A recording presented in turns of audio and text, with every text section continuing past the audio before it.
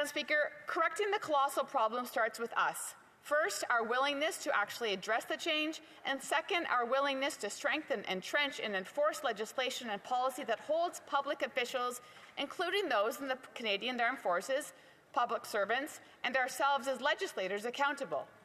While C-66 does address some very specific issues in the CAF, there is still no single 35-page bill that will solve a 50-year crisis in the making.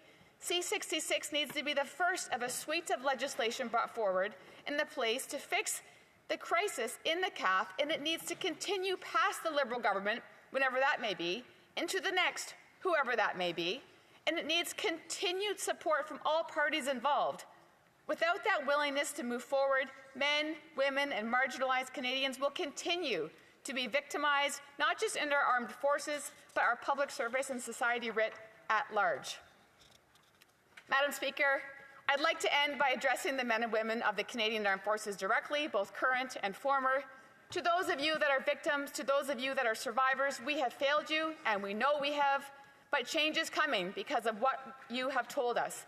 To the vast majority of armed force members who recognize there is a problem but feel helpless because of a broken system that punishes speaking out of drawing attention to inappropriate behavior, stay strong. I'm not here to admonish you.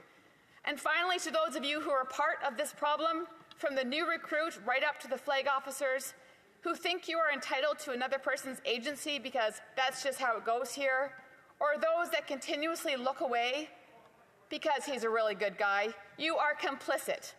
If what I have said upsets you today, good. I want you to be upset. I want you to lay awake at night and every night worry that the system has enabled and protected your behavior for generations, will collapse, and expose you for what you are. You have no place in the Canadian Armed Forces, and you never have.